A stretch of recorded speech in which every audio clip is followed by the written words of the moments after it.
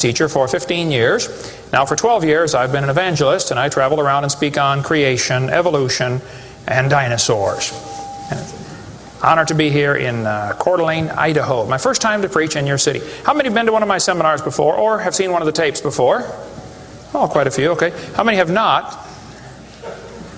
And how many do not understand the question so far? Okay, that's what I thought. Well, great. It's an honor to be here. I tell folks right up front before I get started too far, because I don't want anybody sneaking up on me, I believe the Bible is the infallible, inspired, inerrant Word of the living God. I believe it from cover to cover. I even believe the cover on mine. It says Kent Hovind. I believe that. And what I try to do in my seminars, I have three distinct goals. Number one, I want to strengthen your faith in the Word of God. Number two, if you're not saved, I'm going to try to get you saved. I'm after you. I'll tell you right now, I'm after you. Okay. Number three, if you're saved and you're not doing much for the Lord, then I'm going to try to make you uncomfortable. Everybody ought to find something to do for the Lord, okay? The worst of you could serve as bad examples, if nothing else. But you can all find something to do for the Lord. All right, this is not my wife. This is just a picture of her. We live in Pensacola, Florida. I've been there 12 years. We have 3 kids, one of each. My kids are, at this time, 21, 22, 23. A year and 2 weeks apart. We call that family planning where I come from. Got the 2 boys married off now, and as soon as I find someone to take over payments on my daughter, I'm going to be home free. So that's the plan. One of my hobbies for many years, I have been collecting science books. I like science. And you can ask any of my kids or ask my wife, when I get bored, which isn't too often around our place, I just read science books. I like science. Taught it for 15 years. Even though I'm not teaching it anymore, I still like to study. It's so many neat things to learn. And there's an awful lot of good science in these books. But folks, there are some lies in our science books. I'm not against science. I'm not against schools. I'm not against teachers. My brother's in his 34th year teaching public school. My mom retired from teaching public school. There's an awful lot of good, godly teachers in the system. But there's some poison in these books. And we're going to cover some of that tonight. Richard Dawkins, who hates creationists, said, "It is absolutely safe to say that if you meet someone who claims not to believe in evolution, that person is ignorant, stupid, or insane, or wicked." Well, Richard, let's send you a copy of this tape, because I'm going to show you 100 reasons why evolution is so stupid. We need to define a few terms, okay? According to the dictionary, stupid means lacking normal intelligence, foolish, silly, a stupid idea, dull and boring. I think evolution is stupid. Now, my mama used to get mad at me when I used that word, so it's a little hard for me, but Bill said, "Brother Hovind, I want you to preach on 100 reasons why evolution is stupid." Okay, Bill, well, you asked for it, so here goes, all right? Let's define some other terms now. The word evolution has at least 6 different meanings, and I've done 58 debates now, and if you're going to get into a debate on evolution with anybody, you better first define what you're talking about. Because this is a very slippery term, okay? First, we have cosmic evolution. That would be the Big Bang. There is no evidence whatsoever for that. We'll get into that in just a moment.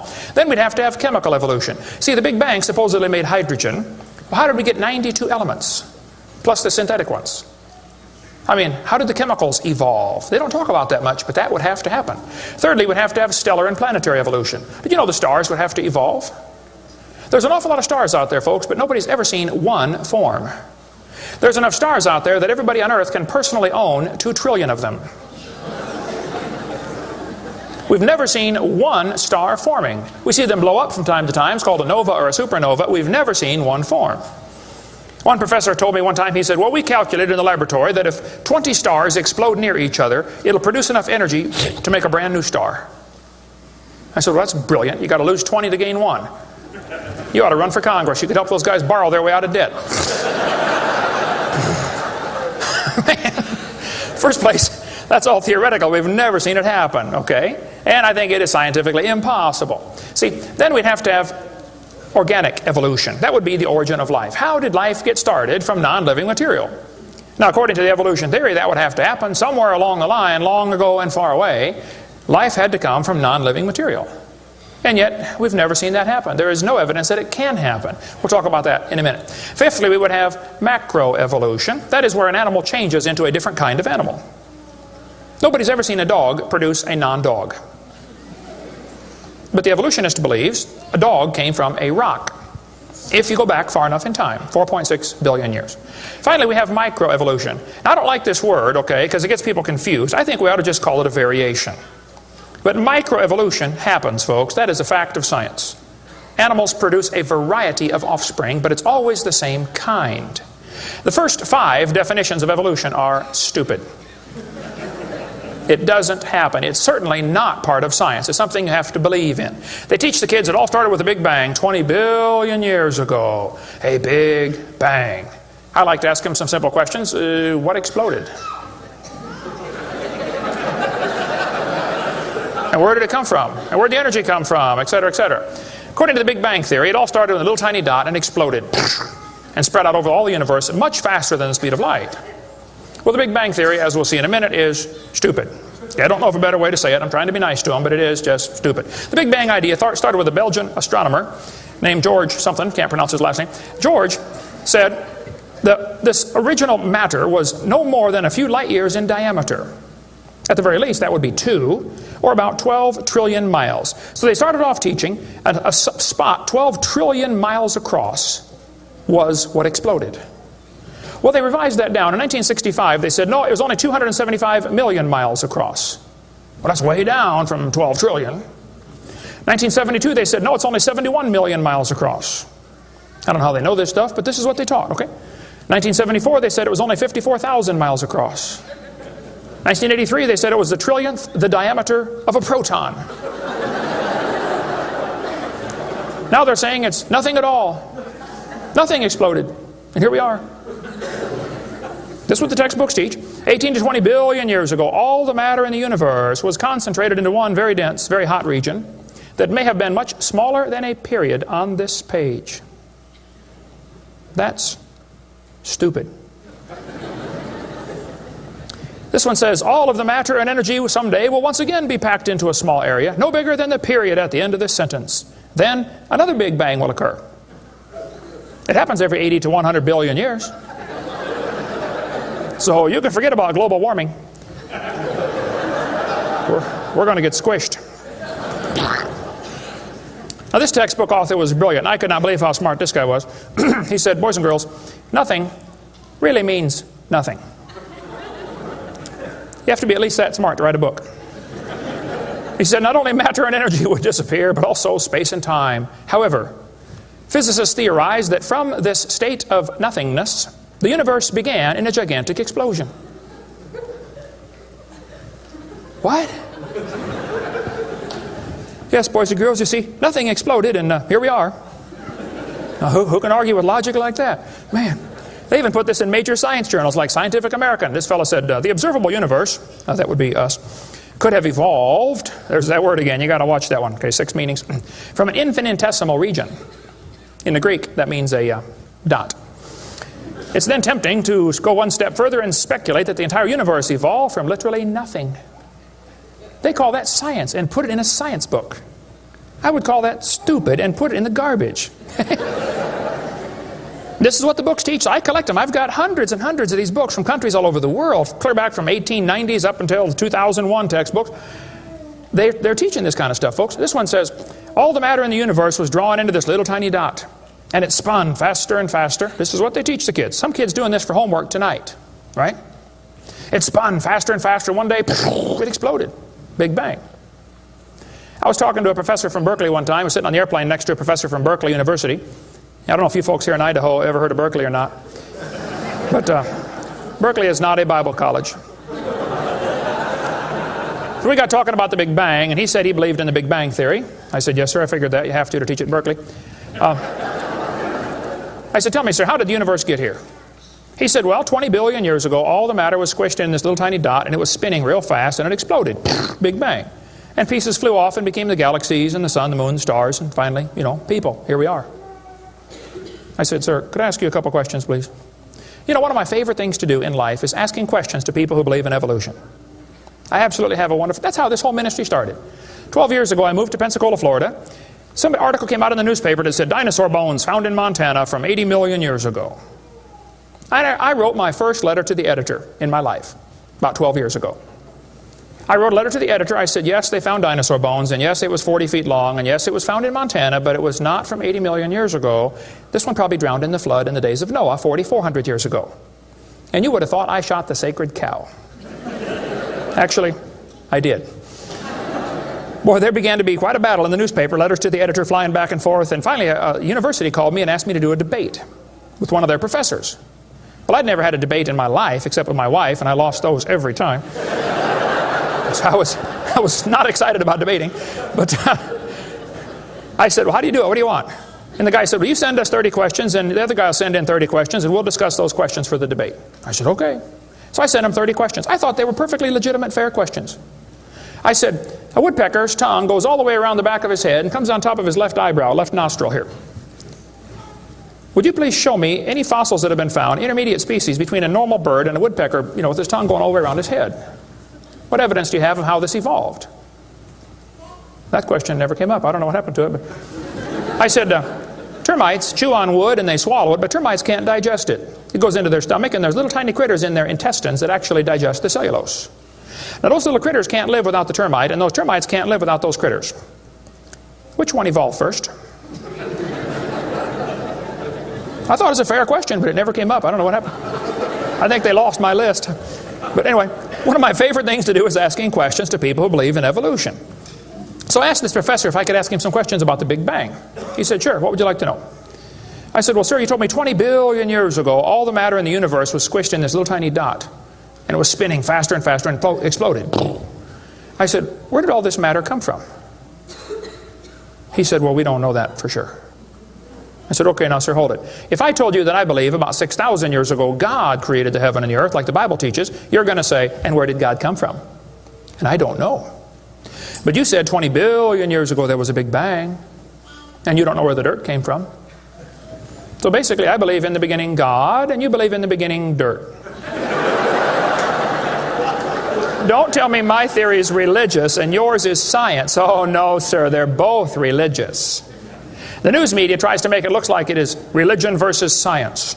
I did a debate in El Paso, Texas here recently, and the news media wrote an article. They said, religious and scientific leaders debate evolution.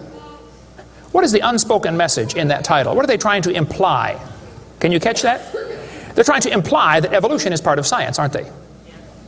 No, evolution is a religion. Actually, both creation and evolution are inherently religious.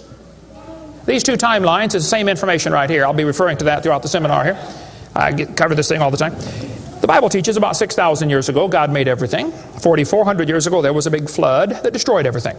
2,000 years ago Jesus came. Here we are today waiting for the Lord to come back in about 5 minutes.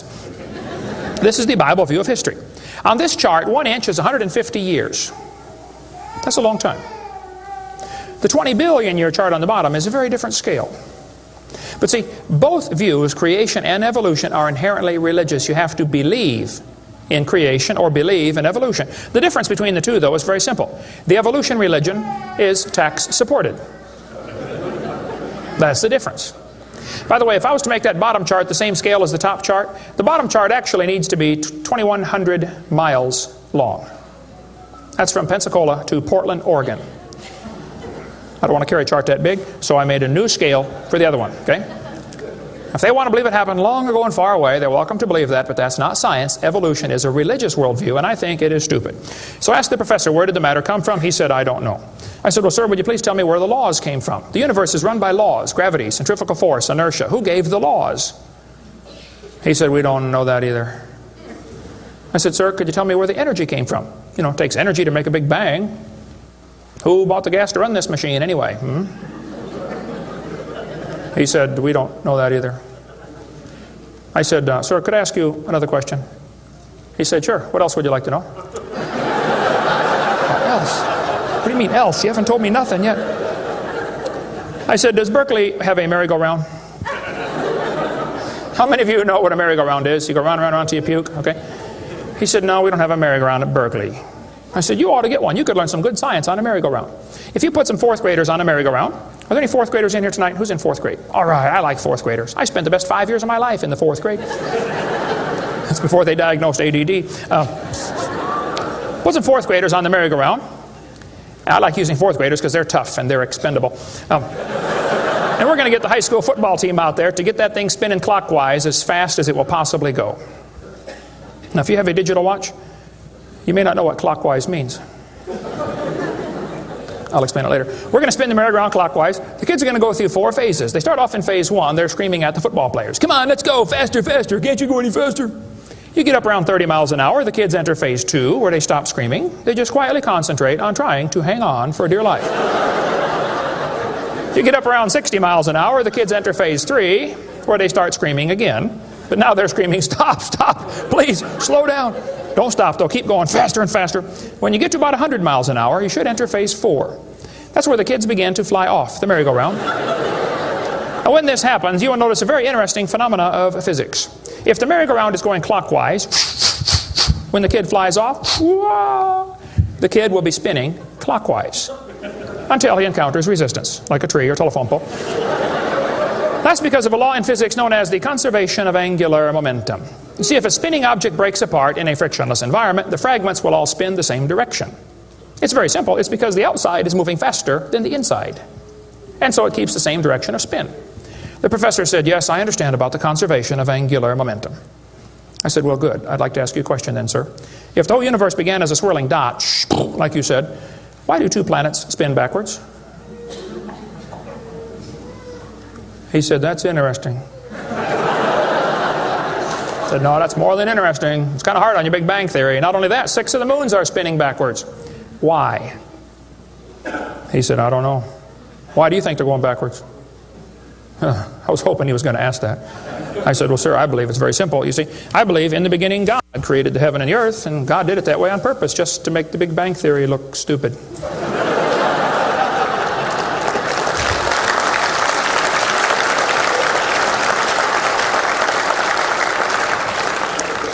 I do believe in the Big Bang, folks. I really do. The Bible teaches the Big Bang. 2 Peter 3:10. It says, the heavens shall pass away with a great noise. In the original Greek, that's a Big Bang. So there's going to be a Big Bang. It just didn't happen yet, that's all. So kids, if you go to school and some professor says, do you believe in the Big Bang? You should say, yes, I do, and you better get saved and get ready for it. The Big Bang is coming soon to a city near you. By the way, if the Big Bang Theory were true, the matter would be evenly distributed. But it's not. It's lumpy. They're called galaxies. And in zillions of miles and nothing called voids.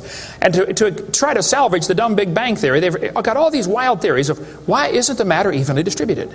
They'll say, well, maybe there's black holes, or maybe there's antimatter. They got all this stuff. It's all trying to rescue this crazy Big Bang Theory. And it's a dud, folks. It didn't happen.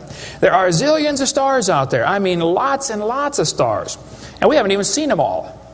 If star births, they ought to at least equal star deaths, and they don't. We see a star blow up about every 30 years. It's called a nova or a supernova. Well, then how come there are only 300 dead stars out there that we can see, supernovas? That's only a few thousand years worth, isn't it? There ought to be trillions of them, if evolution were true. This fellow said, I have a little hesitation in saying that a sickly pall now hangs over the Big Bang Theory. Yep. I think it is stupid. Now, if you want to believe it, that's fine. I don't care what anybody believes. That doesn't bother me. But see, the problem is, they want to use my tax dollars to teach that to your kids in our schools. And that's where the problem comes in. Okay? If you want to believe in the Big Bang, just enjoy yourself. But keep your religion at home. Okay? Because it is a religion. Then they tell the kids the earth formed from a hot molten mass 4.6 billion years ago. This is part of the theory, and it's in all the textbooks. 4.6 billion years ago, earth cooled down, formed a rocky crust. I think that is stupid, and I'll show you why. Was the earth ever really a hot molten mass 4.6 billion years ago, and it cooled down? This textbook says, as earth formed, the surface was like the moon. There were hot pools of bubbling lava. I don't think so. My Bible says the Spirit of God moved upon the face of the waters. So the earth was not created a hot molten mass. It was created under water, which means it has to be less than 212 degrees Fahrenheit or 100 degrees centigrade, or it wouldn't be water, it'd be steam. So the earth was never a hot molten mass according to Scripture. Then when you look in the granite rocks, you find little tiny halos made of polonium. Now these polonium halos are absolutely amazing. Robert Gentry, a friend of mine from Knoxville, Tennessee area, he has been studying radiopolonium halos for a long time. I met him back in the year 2000 and went down to his laboratory, and I got to see some of the halos through the microscope. These little polonium halos are interesting because they have a half-life of less than a few minutes. If the rock was hot, when the polonium, radioactive polonium, decayed and sent out the little particles and made the halo, it would melt away. Like at 4th of July, they shoot fireworks up. Makes a circle. Does the circle stay there? No, it all falls down, right? There are probably none up there now from the last 4th of July, are there? You'd have to freeze the whole atmosphere to keep that sphere in place. This polonium would have to be decaying in a rock that is already solid. So the Earth was never a hot molten mass. Get Robert Gentry's book if you want a lot more on that. But the granites all over the world contain these polonium halos. So it is stupid to say the Earth was a hot molten mass. We have scientific evidence it was not. Here they tell the kids, though, the Earth was hot with large pools of bubbling lava, and that is just stupid. It can't possibly be true. Then they tell them life got started about 3 billion years ago. See, according to the theory, 20 billion years ago there was a big bang. 4.6 billion years ago the Earth cooled down, formed a hard rocky crust, and it rained on the rocks for millions of years and turned them into soup. And the soup came alive about 3 billion years ago. This is what the books teach. This fellow says, both the origin of life and the origin of major groups of animals remains unknown. How did life get started anyway? Well, this textbook tells the kids, oceans formed as it rained on the rocks for millions of years. Yes, boys and girls, millions of years of torrential rains created great oceans. And swirling in the waters of the oceans is a bubbling broth of complex chemicals. Progress from a complex chemical soup to a living organism is very slow. Well, I guess it is. It's totally stopped. Doesn't even happen. That's how slow it is. This one says, the first self-replicating systems must have emerged in this organic soup. Was your great-great-great-great-great-great-great-great-great-great-great-grandpa soup? I think that's stupid, okay? Now, if they want to believe it, that's fine. I don't care what they believe, but don't call it science. What happened back in the 1950s, a guy named Miller and Urey wanted to know how the Earth and solar system had come to be. So they tell the kids he took a mixture of Earth's primitive atmosphere. We'll talk about that in a minute. He never proved how life originated, but he did add evidence to the theory that life could have started by itself. Well, is that true? Now, did he really do that? Well, let's just study the facts here. This textbook tells the kids many important events occurred during the Archean era, the most important of which was the evolution of life. Progress from complex molecules to even the simplest living organism was a very long process. Long ago and far away. Fairy tale kids coming up. First living cells emerged 4 billion to 3.8 billion years ago. I like that word, emerged. They use it all the time. Like that explains how it happened, you know. It just emerged. There is no record of the event, they tell the kids. Look, kid, we know what happened and you're going to be tested on this, but there's no proof. Oh, okay. It's not science. First living self-replicating systems must have emerged in this soup. I don't think so. Here's what students are taught in school. This picture of the different glass tubes and flasks and pipes going around, they tell them this is how they made life in the laboratory. He said he studied the chemical reactions of gases that existed in Earth's primitive atmosphere. Ooh, now this is important, okay? Notice up in the upper right-hand corner, he had methane, ammonia, water vapor, and hydrogen, no oxygen. He circulated these gases through these tubes through a spark, supposed to represent lightning. And sure enough, it produced a red goo at the bottom of the flask and had some amino acids in it. It didn't come close to getting life, though. Miller excluded oxygen in a reducing atmosphere because life could not evolve with oxygen. Anything that got together would oxidize. Cut a banana open, lay it on the table, it'll turn brown, it'll oxidize. Okay, so will an apple, so will anything alive. It'll oxidize. So that's why he didn't have any oxygen in the experiment. One of his gases was ammonia. Well, this creates a real serious problem because ammonia is destroyed by UV light. And UV light must be blocked by ozone, which is made from oxygen. I got a problem here. This textbook says several billion years ago, Earth's atmosphere had no free oxygen. Well, that's just simply not true. Ozone is made from oxygen and it blocks UV light, and ammonia, one of the gases needed for the experiment, is destroyed by UV light. So life cannot evolve without oxygen. But also life cannot evolve with oxygen. Well, I got a solution for that one. It didn't evolve. And by the way, the Earth has always had oxygen, even more than it does today, okay? Air bubbles are often found trapped in amber, like the movie Jurassic Park, you know, where they drilled in and got the mosquito blood. These air bubbles, though, have 50% more oxygen than we do right now. We cover more on that on my video series, videotape number 2, about what the pre-flood world was like and why they lived to be 900 on the blue series of tapes out there on the table. But this textbook says the mixture at the bottom of the flask was rich in amino acids. Oh, come on, that is stupid. It was not rich in amino acids. Let's tell the kids what they really found, okay? He filtered out the product. As this gas went through the tubes, he sparked it, produced this goo at the bottom, and he drew the goo off, because if it went through again, it would be destroyed by the spark. Now, in real life, you're not going to get a section of the ocean protected. They say this just happened by chance in the ocean. You can't filter out the product then. Secondly, what he made was 85% tar, 13% carboxylic acid, 2% amino acids. So 98% of his mixture was poisonous to life. I would not call that a success. And there are 20 different amino acids, sort of like 26 letters in the alphabet. There are 20 amino acids. Those amino acids go together to make proteins, like letters go together to make sentences. Mostly he made just 2 of these amino acids. And they bond with the tar and the acid very quickly, more readily than with each other. It was a failure as an experiment. Amino acids are like letters of the alphabet, sort of like building blocks. You have to have a bunch of amino acids to make a protein. Then you have to have a bunch of proteins to make a cell. And you got to have a bunch of cells to make an organism. And one cell is more complex than a space shuttle.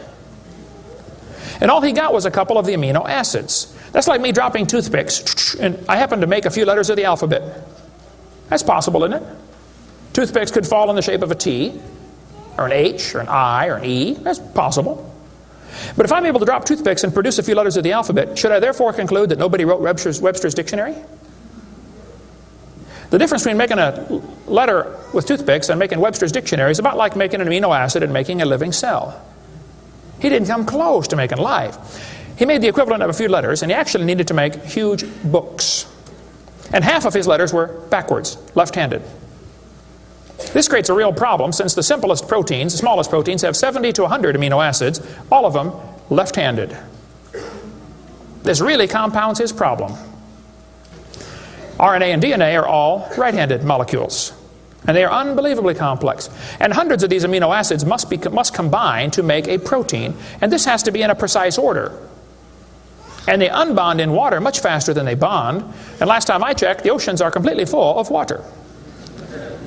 So Brownian motion is going to drive them away from each other, not together. It just isn't going to work. He did not make life in the laboratory. But they tell the kids, he showed how life could have started by itself. Oh, that is just a stupid, okay? That's a lie. He did not show anything of the kind. And every experiment since then has made the problem worse. They're finding more and more things that just couldn't happen. Don't call that science. But they tell the kids, 3 billion years ago, life appeared on Earth. Asked me to speak at this college in Boston one time. This preacher called all the colleges and universities around Boston and said, would you like to have Kent Hovind come speak at your college? Finally, one professor said, yes, he can come speak at our school if our professors can ask him any questions they want, because we want to show our students how dumb these creationists really are. So the preacher called me and said, Brother Hovind, would you like to speak at this college and let them make fun of you for a couple hours? I said I would be honored. So I showed up. There were 6 professors and all their students. I felt like Daniel in the lion's den. I got my charts out and I said, now folks, I believe the Bible. Nobody cheered. I said, I believe about 6,000 years ago God made everything. The world's not millions of years old. 4.6 billion years ago, there was a big flood. I'm sorry, 4,400 years ago, there was a big flood. Not 4.6. And 2,000 years ago, Jesus came, and I gave them the basic Bible story, okay? Then I told them what they believe. Because most of them don't know what they believe. You have to tell them. You guys believe 20 billion years ago there was a big bang where nothing exploded and produced everything. 4.6 billion years ago the earth cooled down, made a hard rocky crust. It rained on the rocks for millions of years, turned them into soup, and the soup came alive 3 billion years ago. And this early life form found somebody to marry. Boy, now that's a good trick. And something to eat, of course, and slowly evolved into everything we see today. One professor was getting kind of upset about this time. I seem to do that to them. He said, Mr. Hovind, there are hundreds of varieties of dogs in the world. I said, yes, sir, you're right about that. He said, "You mean to tell me that you believe all these dogs came from 2 dogs off of Noah's Ark? You expect me to believe that?" Ha, ha, ha. I said, "Sir, would you look at what you're teaching your students? You're teaching your students that all the dogs in the world came from a rock."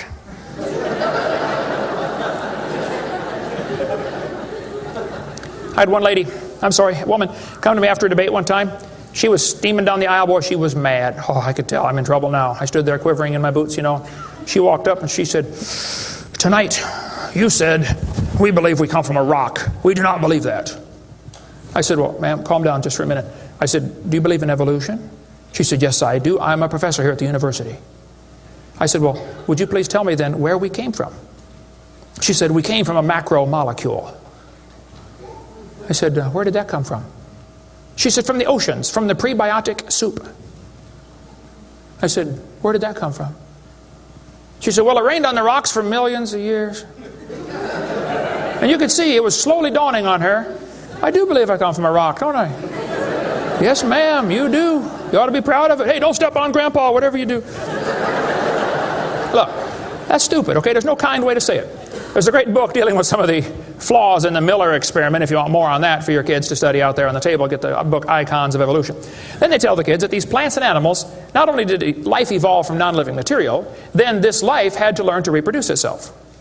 Why would any organism want to reproduce more of its own kind when that's only going to increase competition for the food supply?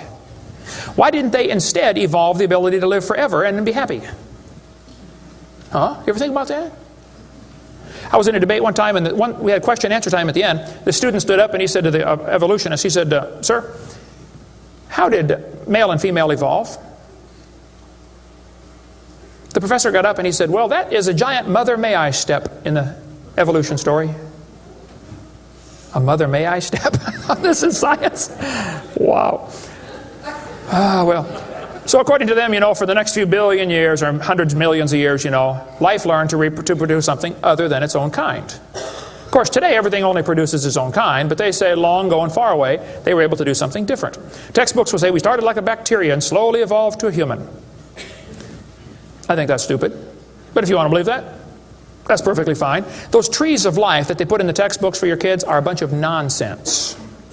And even evolutionists will admit that. Stephen Jay Gould, the Marxist professor at Harvard University, he says that evolutionary trees that adorn our textbooks are not the evidence of fossils. It's only inference. We infer, we imply, we hope it happened this way.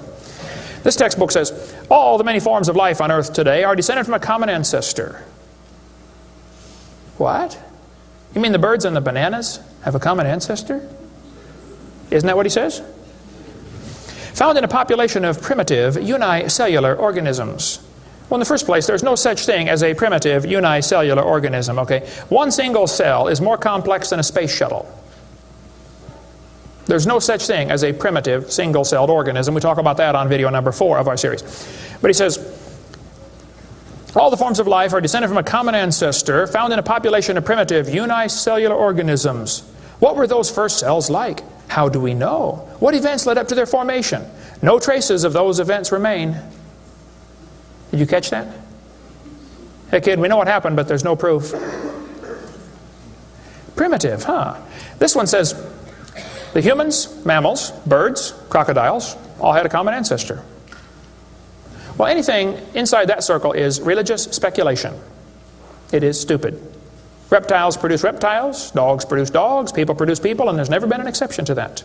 Darwin said, though, if my theory be true, here's his book right here. You can look on page 211. He said, if my theory be true, numberless intermediate varieties must assuredly have existed. Boy, you're right about that, Charlie. I mean, to change from a rock to a dog would take a few changes. David Robb, who believes in evolution very strongly, says, in the years after Darwin, his advocates hoped to find predictable progressions. In general, these have not been found, yet the optimism has died hard, and some pure fantasy has crept into textbooks. Oh, you're kidding. Fantasy in our textbooks? Oh, yep. They tell the kids they have evidence of evolution from fossils. I don't think so. That is stupid, okay? If you find a fossil in the dirt, all you know is it died. You don't know that it had any kids, do you? And you sure don't know that it had different kids.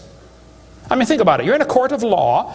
You bring in a bone to the judge. Judge, I found this bone in the dirt. This is the ancestor of all the humans today. They would laugh at you. You don't know that that's the ancestor of anybody, do you? And why on earth would you think a bone in the dirt can do something animals today cannot do? Animals today can only produce the same kind, right? Dogs produce dogs, folks. Luther Sunderland asked all the major evolutionists, he said, where is the evidence for evolution? They all said, well, somebody else has it. We don't have it over here.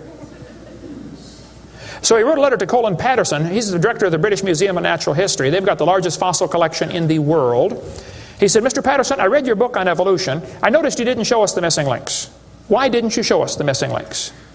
Patterson wrote back and said, I fully agree with your comments on the lack of evolutionary transitions in my book. If I knew of any, fossil or living, I would certainly have included them. I will lay it on the line, there is not one such fossil. There are no missing links, folks. The whole chain is missing. Even Stephen Gould admitted the absence of fossil evidence for intermediary stages is a persistent and nagging problem for evolution. We got the theory, we know it's true, now we just need the evidence. That's the way they think about it. Richard Goldschmidt said, maybe the first bird hatched from a reptile egg. Oh, Richard, I'm sorry. I don't mean to be disrespectful, but that's stupid.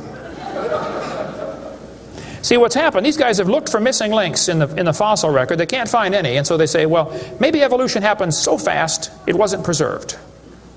Maybe a reptile laid an egg and a bird hatched out. Well, who did that bird marry?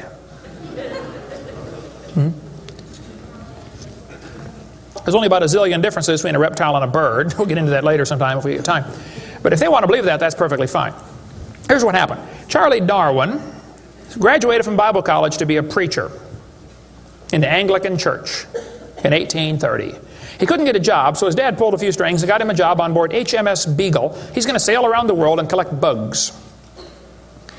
And while he's sailing around, he stopped off at these islands right there called the Galapagos Islands. There on those islands, Charlie noticed there were 14 different varieties of finches. Charlie studied the birds very carefully and said, you know what? I think all these birds had a common ancestor. I bet you're right, Charlie. It was a bird. And then Charlie said in his book on page 170, he said, it is a truly wonderful fact that all animals and all plants throughout all time and space should be related to each other. Now, hold on a minute. You see 14 kinds of birds, and you conclude that birds and bananas are related. That's stupid. You should conclude that those 14 kinds of birds had a common ancestor, but that's as far as it ever goes, folks, okay? I don't know of a kind way to say it, Charlie, but that's stupid. Okay, we don't ever see a bird produce a non-bird. See, dogs produce dogs, and you might get quite a variety of dogs. Roses produce roses. That is called microevolution. Now, that is a fact, folks. It happens. It is observable. It is scientific. I don't think we ought to use that word, microevolution. We should just call it a variation. But they use it, so, just so I qualify that, it's a lousy term. It gives what's called a free rider effect to the rest of the 5 religious ideas of evolution. You might get a big dog or a little dog, but you're always going to get a dog when you crossbreed your dogs. And I would go so far as to say probably the dog, the wolf, and the coyote had a common ancestor.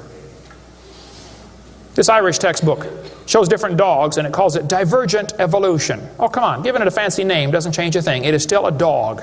And a 3-year-old can tell you. Anybody in here 5 years old? Who's 5 years old? 5 years old. What's your name? Misty. Here we have a dog, a wolf, a coyote, and a banana. Which one is not like the others? Dog, wolf, coyote, and banana. Banana. All right, let's give Misty a hand. Very good.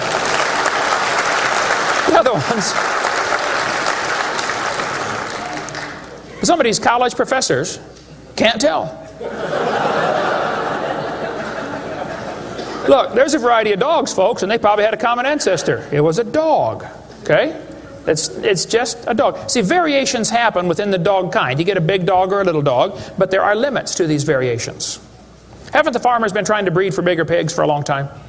They try to get the biggest pig they can, don't they? Do you think they'll ever get a pig as big as Texas?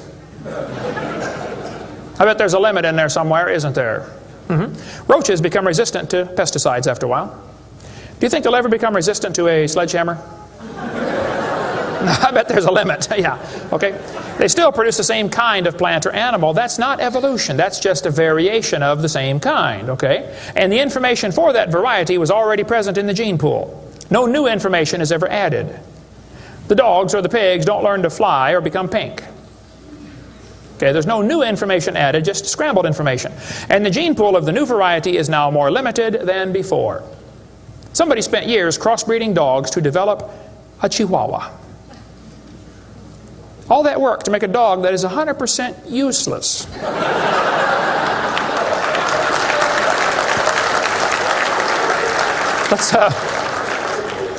Let's turn all the Chihuahuas in the world loose back into the woods.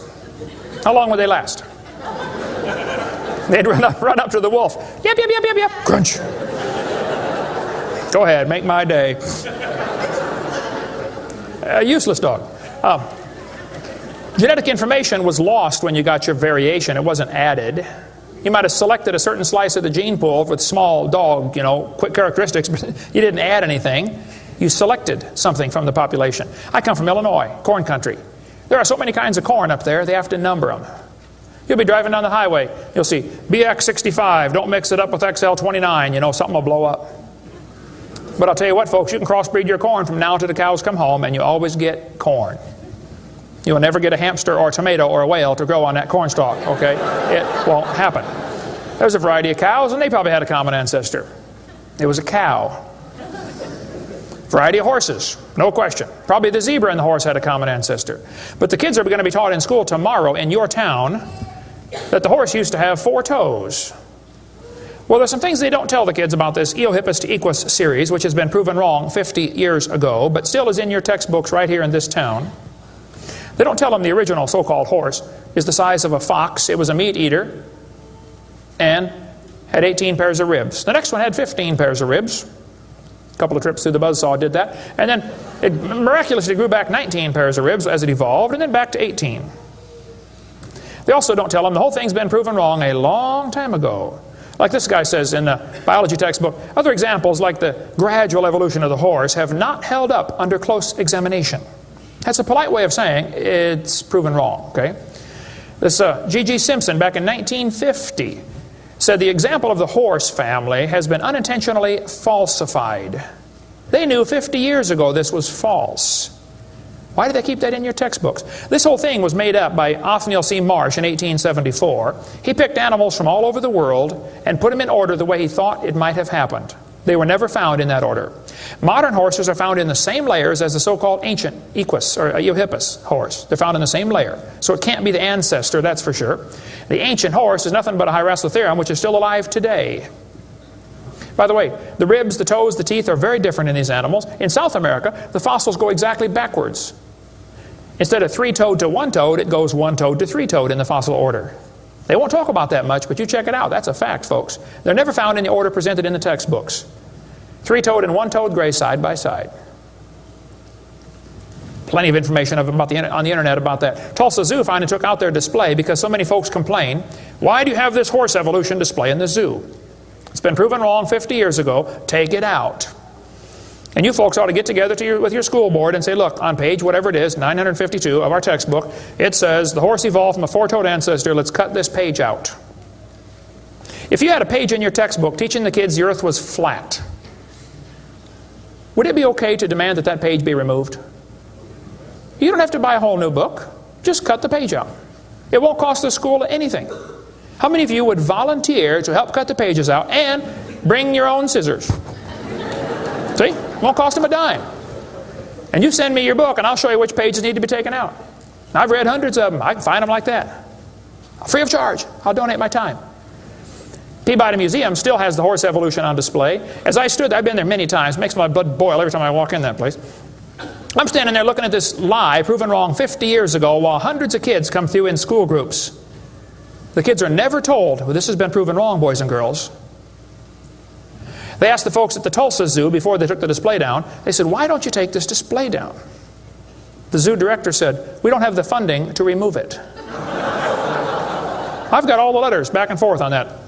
Man, Folks, there's quite a variety of horses today, okay? There's big horses and little horses. I was in Baton Rouge, Louisiana a few months ago. Got to see where they raise the 30-inch tall horses. I mean, my dog's bigger than that. What do you do with a 30-inch horse? Look at it, I guess is about it. And they sell them for $10,000. Sucker born every minute, I guess. But one lady wrote me a letter and said, Mr. Hovind, we crossbreed zebras, ponies, horses, and mules. Not mules, the jackass, and we raise zonkies, zorses, zeonies. They cross every which way. Well, that's probably because they're the original same kind. No problem there. If you want to see all the fatal flaws in the horse evolution story, get the book out there, Icons of Evolution. So then they're going to tell the kids, well, we have evidence for this theory. We think that one animal changed to another, and we can show evidence because many animals have similar forelimb structure. This is called the argument from homology. Well, what do they tell the kids? They'll say, boys and girls, you have two bones in your wrist, radius and ulna. And boys and girls, look at the whale's flipper carefully. Did you know the whale has two bones in his flipper? And they're called the radius and the ulna? Same as ours. Wow. Who named them, teacher? The whale? Think about it. But this is one of the evidences for evolution. They're going to say, boys and girls, comparative anatomy provides further evidence of evolution. The commonalities suggest that these and other vertebrate animals are all related. They probably evolved from a common ancestor. Well, duh. That's stupid, okay? Maybe they all had the same designer. Doesn't prove a common ancestor. By the way, the bones develop from different genes in these different organisms. They are not homologous organisms like they want you to believe. Similar design might prove the same engineer made the design. A lot of bridges in the world are kind of similar to each other. You can go compare, different suspension bridges around the world, Golden Gate Bridge and other bridges, and there's a lot of similarities. That doesn't prove one is the father of the other, or that a tornado put them up. No, it's a design that works good, okay? I discovered that the Pontiac lug nuts from a Pontiac will fit on a Chevy. They will. That proves they both evolved from a Honda 14 million years ago. No, the same engineers are designing these cars. Then they tell the kids about the geologic column. How many have ever heard that the different layers of the earth are different ages? They show the kids Grand Canyon. Yes, boys and girls, this one says, over millions of years, the Colorado River has carved the Grand Canyon from solid rock. I'm sorry, but that is stupid, okay? I'll explain why. Kids, you need to learn this. This is a very simple thing to learn, and you'll go through life much further than many of these professors go. Make yourself 3 columns. Facts are in the middle. It's a fact Grand Canyon exists. The evolutionist has an interpretation of that fact, and the creationist has an interpretation of the fact. Now, it's not part of the fact, it's an interpretation of the fact. The evolutionist says the canyon formed slowly by a little bit of water and lots of time. The creationist says, oh no, we think it formed quickly by lots of water and a little bit of time. It's a fact the earth has sedimentary layers. That's not a question. How did they get there? Well, the evolutionist says these layers formed slowly over millions of years. The creationist says, no, these layers are all from the flood in the days of Noah. Now, it seems like the professors are always trying to erase the line between their interpretation and the fact and make their interpretation part of the fact column, and it's not. And I think I can demonstrate Grand Canyon was not formed by the Colorado River. I was in a debate recently, and this professor said, Dr. Hovind, you're so stupid. Obviously, it took millions of years to form the Grand Canyon. I said, well, sir, I've seen Grand Canyon many times. I taught earth science for 15 years. I've studied it intensively. Just flew over it last week, as a matter of fact, twice. Got a perfect view of it going out to California and back, flying from wherever I was, Florida. That's where I live. This textbook says, the Colorado River has cut through layer upon layer of rock over millions of years. Well, if you built a dam across Grand Canyon, it would take a lot of dirt or concrete, but if you could, okay, it'd be a huge dam. A giant lake would back up behind that dam, covering several states. That purple area is all drained right through the Grand Canyon drainage basin. This snow line tells a very interesting story. In between these 2 red lines is snow. This is a picture from a satellite showing about 150 or 200 miles of the canyon area. Real wide shot. The river enters the canyon at the far right. The river is 2,800 feet above sea level. As it goes down through the canyon, the ground is rising up. It's called the Kaibab uplift, okay? The uplift is 7,000 or 8,000 feet above sea level. Interesting. The river flows downhill. All rivers flow downhill. So as the river enters the canyon and flows downhill from there, when it gets to the 1,800-foot elevation mark, the top of the canyon is 7,000 or 8,000 feet above sea level, so it's over a 1-mile drop. Very impressive, hole in the ground. But some points to ponder. I said to the professor, I said, "Sir, did you know the top is higher than the bottom?" He said, "Yeah." I said, "Did you know the river only runs through the bottom?" He said, "Yeah." I said, "Sir, the top is higher than where the river enters the canyon by 4,000 feet. Rivers don't flow uphill. There's no delta. Where's all the mud that washed out? There's no way that river made that canyon. Grand Canyon is a breached dam, a spillway that washed out. There was a lake probably for some length of time after the flood. It got too full and all that water went roaring through there. Probably carved that canyon out in a couple of weeks. Not millions of years. Absolutely impossible for that river to have made that canyon. We cover lots more on that on videotape number 6 of our series. But they tell the kids, the Colorado River made this canyon slowly over millions of years. I'm sorry, that is stupid. That can't possibly be true. They need to learn the facts. Charlie Lyell, back in 1830, he was a lawyer from Scotland. Somebody calculated one time that if all the lawyers in the world were laid end to end around the equator, we would all be better off. Charlie Lyell hated the Bible. In 1830, he wrote this book right here. Oh, I got it down on the table. I picked up the wrong one. Principles of Geology. Here it is on this table. Charlie Lyell wrote this book, 1830. In this book, he mocked at scriptures. He hated the Bible. You can see it mocking all through they're here. In here, he and other fellows back in that time, Cuvier, Steno Smith, and some of these guys, they invented the geologic column. How many have ever heard of the geologic column before?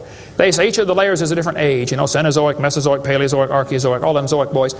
And they gave each layer of rock a name, like maybe you saw the movie Jurassic Park, and an age, and an index fossil. This was done in 1830, way before there ever was a carbon dating or potassium argon dating or lead-208, lead-206, uranium-235, uranium-238. Didn't exist, folks. The dating text didn't exist. They just made up these numbers out of the clear blue sky. The geologic column is the Bible for the evolutionist. It can only be found one place in the world, the textbooks. There is no geologic column, and they know it. This fellow says, if there were a column of sediments, unfortunately, no such column exists. The geologic column is a hoax. Does not exist. It is stupid. Those layers cannot be different ages. If the geologic column were all in one place, it would be 100 miles thick. Didn't happen. By the way, if the geologic column were true, if you look at the side of Grand Canyon and see all these thousands of layers, why are there no erosion marks between the layers? Don't you think if one layer sat there for 10 million years waiting for the next one, it would rain once or twice? No erosion marks between the layers. Interesting. Oh, something to consider anyway. Those layers were all deposited very rapidly, and I think we can demonstrate that scientifically. If you take a jar of dirt, put some water in it and shake it up, and set it down, it'll settle into layers for you automatically. It just takes a few minutes. It's called hydrologic sorting. The gravels go to the bottom, and then the sands and the silts and the clays. It'll sort just like that, folks. Go home and do it with a jar. You'll see what I'm talking about. Years ago, I was preaching in Union Center, South Dakota. Union Center is right there. It's not even on the map. There are 40 people in the whole town. 38 of them came to church. I don't know where the other 2 were. But they showed up later, I guess. But the preacher said, hey, Brother Hovind, let's go down to Rapid City, South Dakota. They've got a museum down there with a bunch of dinosaur bones. I said, all right, I like dinosaurs, let's go. So we all drove down to the museum. The guide met us at the door. He said, would you like me to give you a tour? We said, that would be great, sir. The first place we stopped on the tour was the geologic time scale, the big chart. They got it behind glass so the kids can't touch it. You know, this is holy, sacred. And the guide said, now, boys and girls, this layer of rock right here is about 70 million years old. My daughter was 12 at the time. She raised her hand. She said, mister, how do you know that layer is 70 million years old? He said, well, honey, we tell the age of the layers by what kind of fossils we find in them. They're called index fossils. Oh, she said, thank you, sir. We walked around the other side of the dinosaur, and we're standing over here, and the guide said, now folks, these bones you're looking at are about 100 million years old. My daughter raised her hand again. She said, mister, how do you know those bones are 100 million years old? He said, honey, that's a good question. We tell the age of the bones by which layer they come from. She said, excuse me, sir, but when we were standing over there, you told me you knew the age of the layers by the bones, and now you're telling me you know the age of the bones by the layers. She said, isn't that circular reasoning? I thought, wow, a chip off the old block. That guide had the strangest look on his face. It was almost as if he were thinking.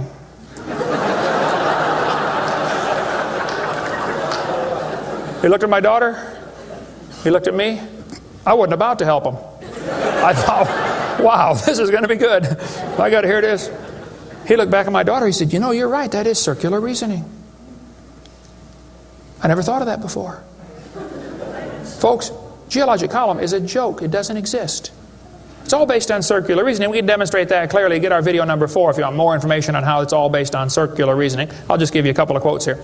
This guy says, the rocks do date the fossils, but the fossils date the rocks more accurately.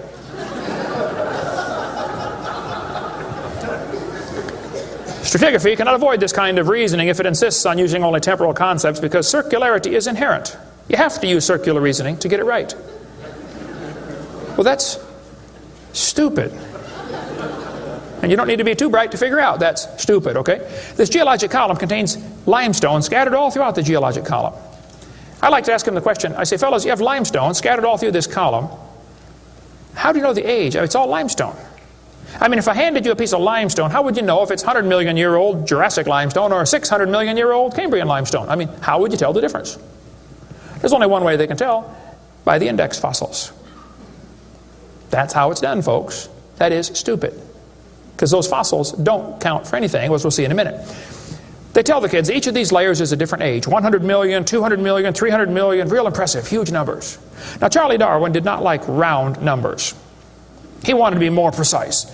He said the Wealdian deposits are 306,662,400 years old. Now, okay, Charlie, I think that's stupid. Those layers are not different ages, folks. All over the world we find petrified trees standing up, running through multiple rock layers. Now, if you get a petrified tree standing up, running through different rock layers, I don't think it's smart to say those layers are vastly different ages. Petrified trees in the vertical position, they find them all over the world. Okay, here's one from Alabama. Come out of a seam of coal, through 20 feet of rock, into another seam of coal. They found about 3 dozen of them, I think, in that one little coal mine, one little area, while they're digging the coal out. Petrified trees standing up. Cookeville, Tennessee, they found a bunch of them. This one's 30 feet tall, standing up. Joggins, Nova Scotia is famous for their petrified trees standing up in the vertical position. All over the area there, folks. Those trees did not get slowly covered by the sediments over millions of years. They would rot and fall down. Sometimes the petrified trees are upside down, running through many rock layers. Scientists estimate at the bottom of Spirit Lake in Mount St. Helens there are now 20,000 trees that were blown out by the volcano. Thousands of them are standing up in the bottom of the lake, already buried 15 feet deep in mud. None of them grew there. Those trees are going to petrify. Only takes a few years to petrify a piece of wood. In the laboratory, it can be done in 24 hours. We cover lots more on how fast things can petrify in videotape number 6 of our series. But they dug up a guy, they buried this doctor in Tennessee. 14 years later, his wife died. When they went to dig the grave, water soaked into her grave. And they said, oh, we can't bury Grandma there. So they dug a hole on the other side. Water soaked in. So they dug a hole and buried Grandma somewhere else. And then the kids got worried about Grandpa. So they went and dug up his grave. The arms had rotted off, but the rest of the body had petrified in 14 years, turned to stone from water running through the coffin. I got tons of material on how fast things can petrify. Those layers are not different ages. They all formed in one big flood in the days of Noah. To tell the kids the layers are different ages is stupid. That just simply is not true. So what about carbon dating and potassium-argon dating and rubidium-strontium dating and lead-208, lead-206, uranium-235, uranium-238? Well, we'll cover that after a quick break here. Show you some ways that this is just stupid, okay? That's not a way to tell the age of anything. We're going to give you some more evidence that evolution is stupid. Now, if you want to believe in it, that's perfectly fine. I don't care what you believe in. But the devil is laughing at you for believing in that. He has you fooled, and he's laughing at you. Okay? If you want to believe you came from a rock, well, you just enjoy yourself. But that's not science. God made this world. God loves you. God has a plan for your life. And if you don't want it, well, that's your business. But God loves you, and He wants you to come to heaven. And if you'd like to find out how to go to heaven, come see me. I'll be glad to show you. I'm going. It's not because I'm good. If I get what I deserve, I'm in serious trouble. But I've been forgiven by the blood of Jesus Christ. You can have the same thing. After the break, we'll show you some more things that make evolution stupid. Coming up next. Thank you.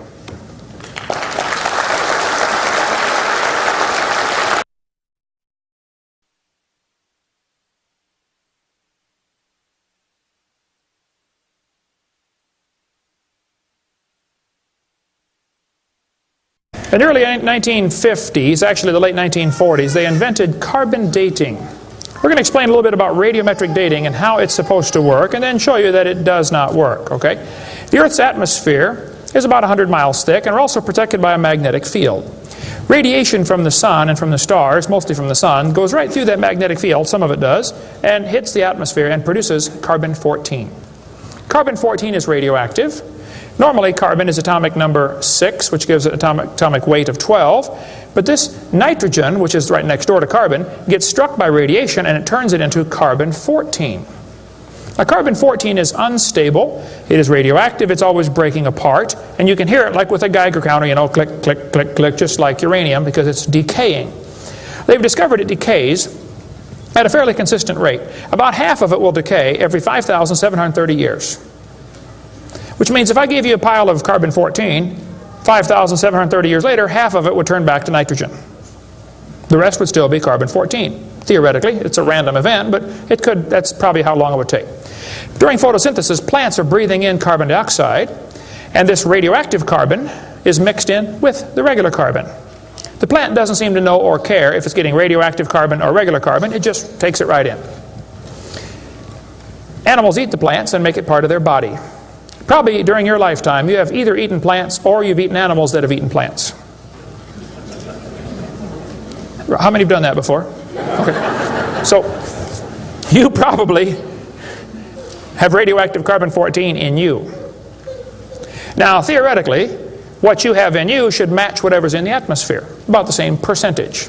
Because the plants are always breathing this stuff in, and the animals are always eating the plants, and we're always eating the plants and the animals, so it should pretty much stay in balance. It is assumed the ratio of radioactive carbon-14 to normal C12 in the atmosphere would be the same found in living plants and animals. That is an assumption, but it's a reasonable assumption.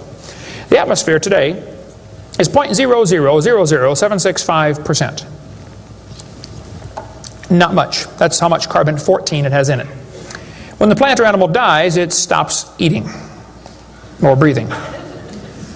How many knew that already? Okay.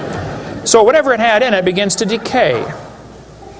Since half of it will leave in 5,730 years, all you got to do is check to see how much C14 is in it, how much C14 is in the atmosphere, and if it's only got half as much, it's been dead for 5,730 years. Sounds great, but it doesn't work. In theory, it never goes to zero, but it goes from a half to a fourth to an eighth to a 16th to a 32nd to not much. Okay? After 4 or 5 half-lives, you can't measure it. So if anybody ever tells you, we know the Earth is millions of years old because of carbon dating, you can rest assured they don't have a clue what they're talking about. Because if it worked, it would only work for 30 or 40 or 50,000 years maximum.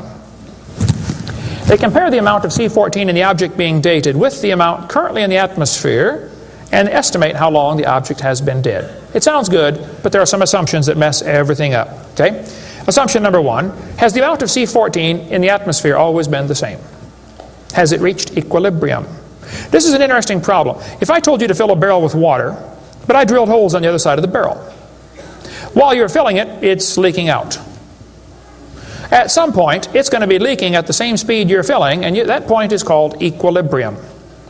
You will never fill the barrel past that point, unless you plug the holes or fill faster. See, it's filling and leaking at the same time, sort of like your checkbook. You know, you put it in and it leaks out, okay? Hopefully you want to at least be at equilibrium, okay? If less than that, you're going to be in trouble eventually. See, if your outgo exceeds your income, your upkeep will be your downfall every time.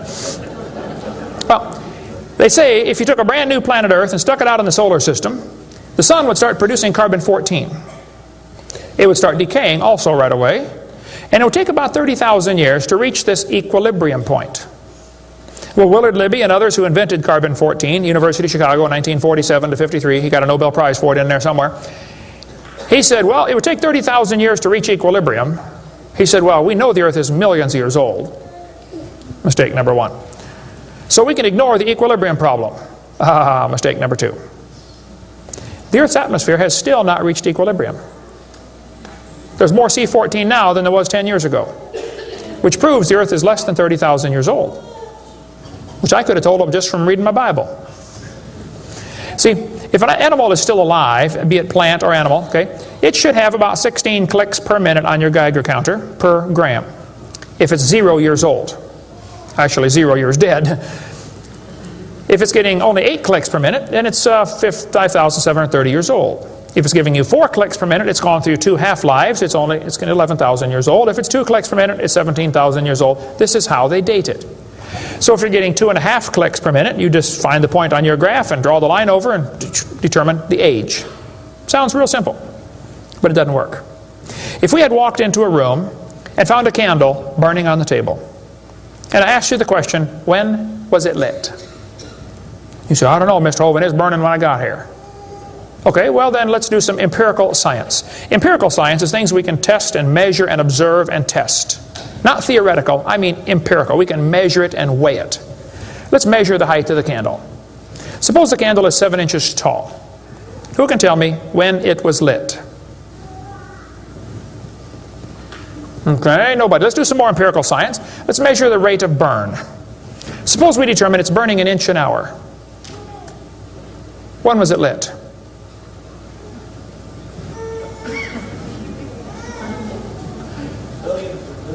Billions of years ago. You're going to have a hard time telling me unless you're willing to make some assumptions. How tall was it when it started? Oh, we don't have any idea. Has it always burned at the same rate? Oh, we don't know that either, do we? You find a fossil in the dirt, you can measure how much C14 is in it. Very accurately, by the way. And you can measure how fast it's decaying. That's just like measuring the height of your candle and how fast it's burning. Now, when did that animal die? You don't have a clue. Unless you're willing to assume that the C14 when it was alive is the same as we have today, and assume the rate of decay has always been the same down through history. You can't prove either of those. Living mollusk shells were carbon dated at 2,300 years old. Hello, they're still alive.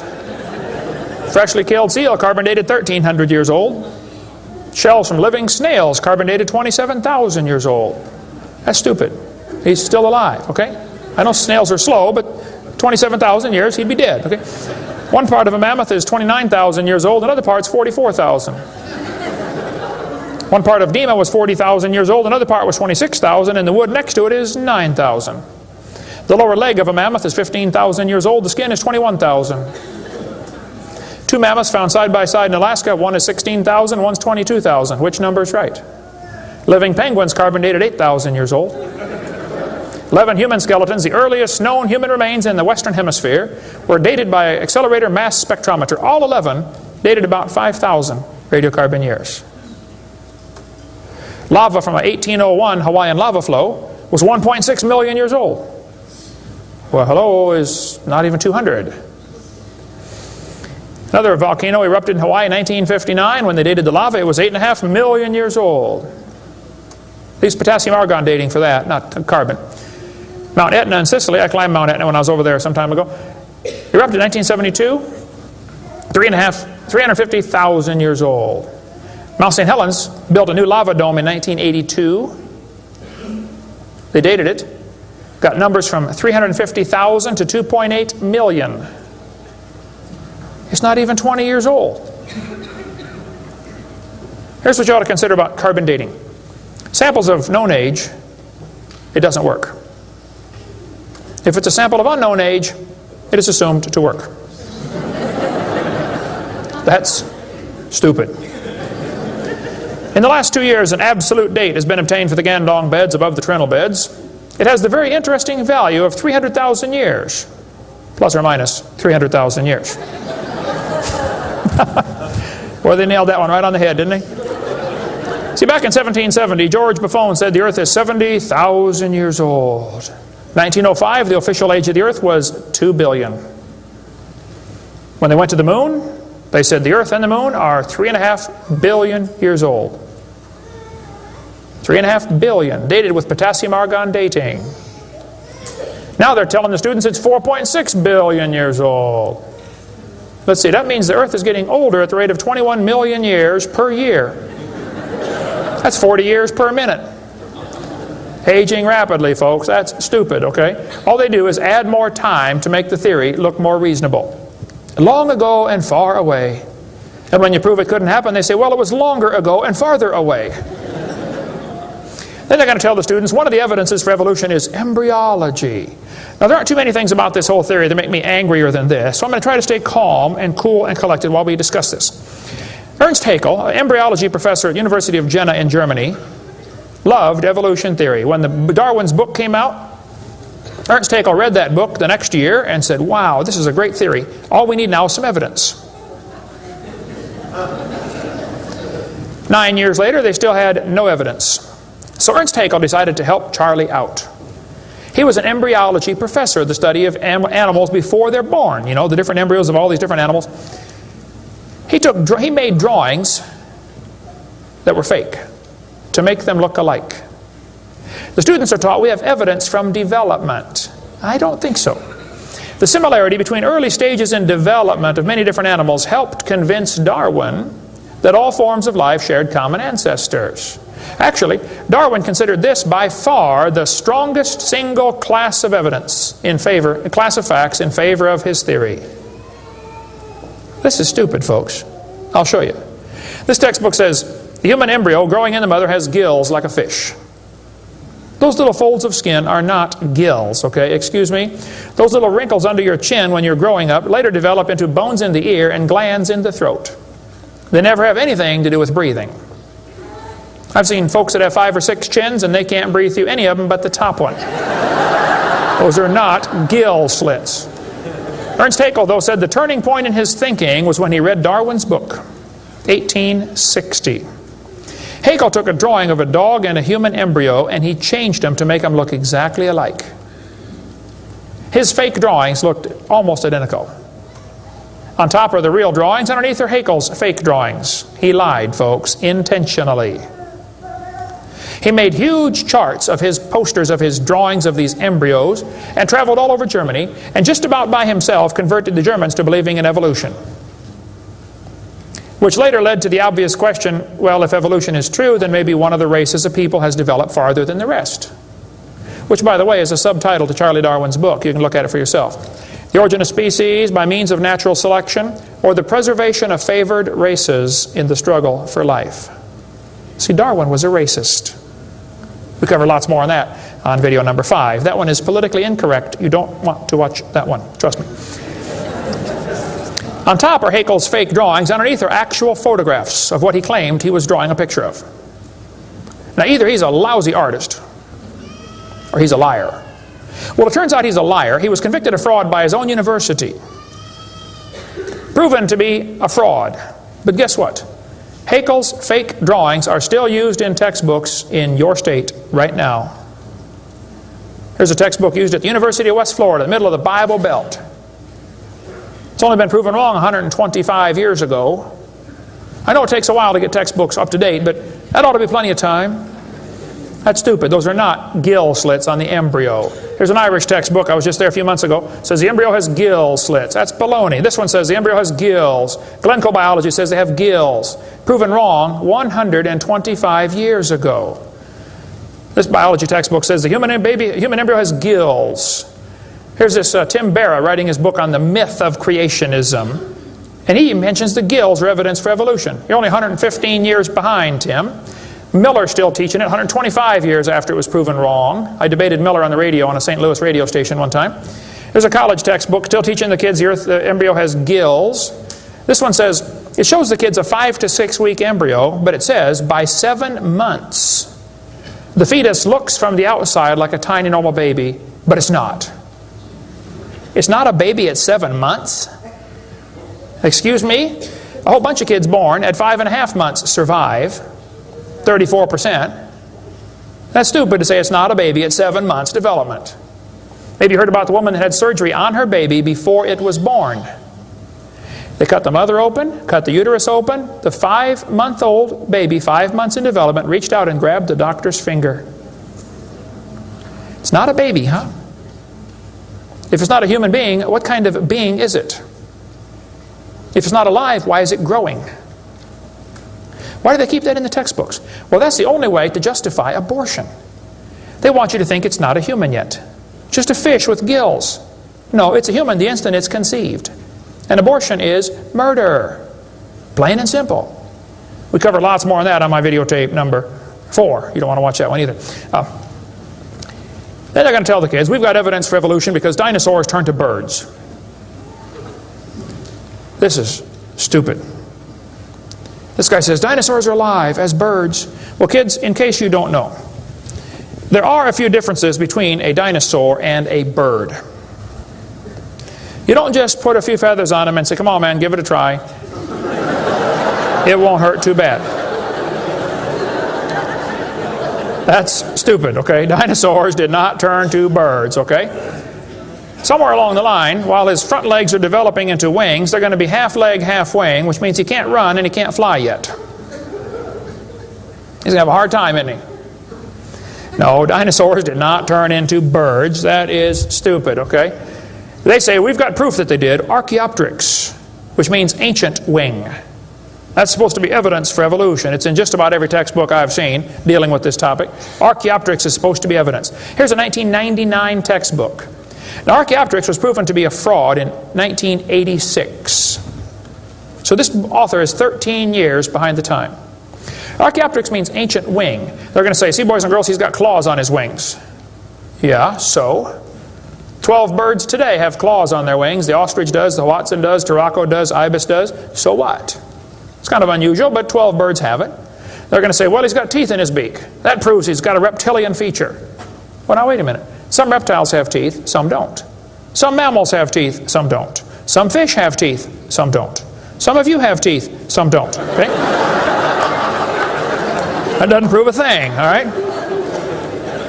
Alan Fiducia is considered one of the world's experts on birds. He believes in evolution. University of Chapel Hill, North Carolina, Chapel Hill.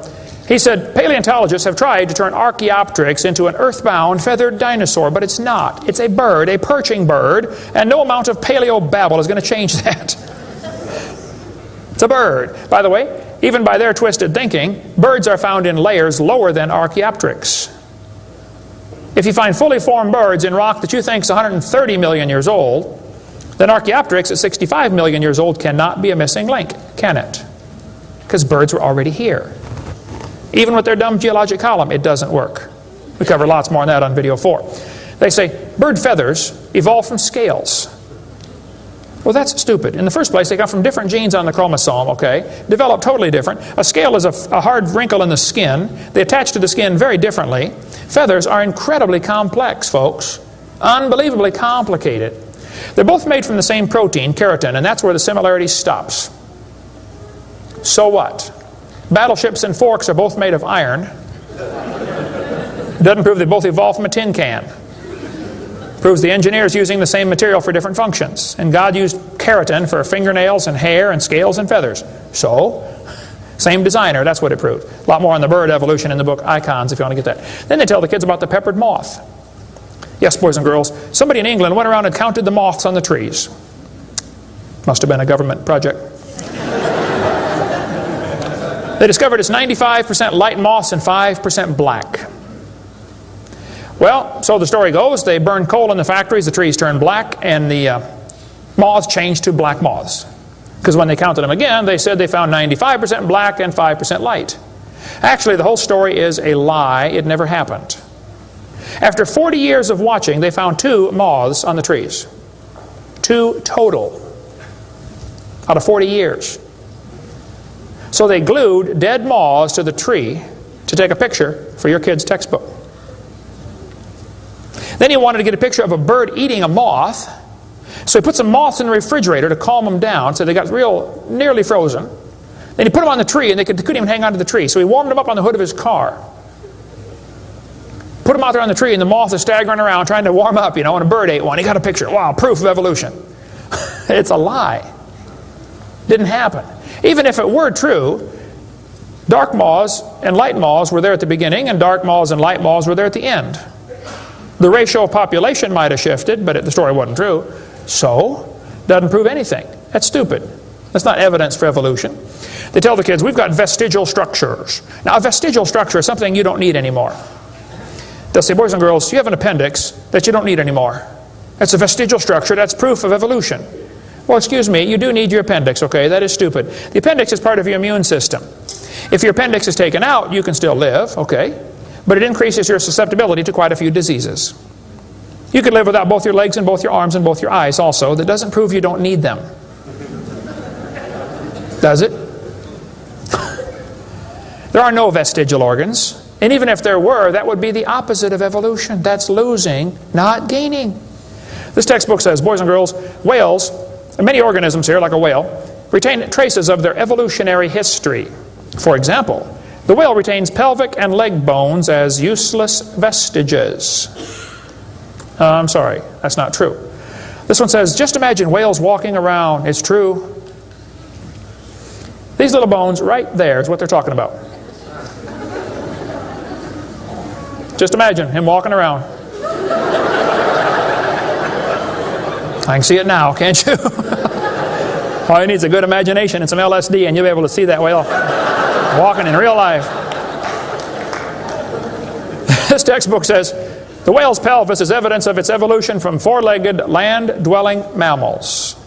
Well, that is stupid, okay? Those bones in the whale's abdomen are essential to hold muscles that support the reproductive system. Without those bones and those special muscles, the whales cannot reproduce. This has nothing to do with walking on land. It has to do with getting more baby whales. So the author that wrote this is either ignorant of his whale anatomy and should not be writing a book about it, or he's a liar trying to push a theory off on our kids. Here, this one says, whales once lived on land. Whales were not always sea dwellers. Modern whales show skeletal evidence of previous existence on dry land. Buried deep in a whale's hip muscles are 2 small bones, all that is left of the whale's pelvis and hind legs. That's stupid. The male and female bones are very different on whales. Check your whale anatomy and tear that page out of your book. Has no business being in there. This textbook says, humans have a tailbone at the end of the spine that is of no apparent use. I was debating a guy in North Alabama. He was the president of the North Alabama Atheist Association or something like that. He got up and he said, folks, we've got evidence for evolution. Humans have a tailbone they no longer need. When it was my turn, I got up and I said, Mr. Patterson, I taught biology and anatomy. I happen to know there are 9 little muscles that attach to the tailbone, without which you cannot perform some very valuable functions. I will not tell you what they all are, but go read your Gray's Anatomy and you can figure it out. I said, however, Mr. Patterson, if you think the tailbone is vestigial, I, Kent Hovind, will pay right now to have yours removed. Bend over.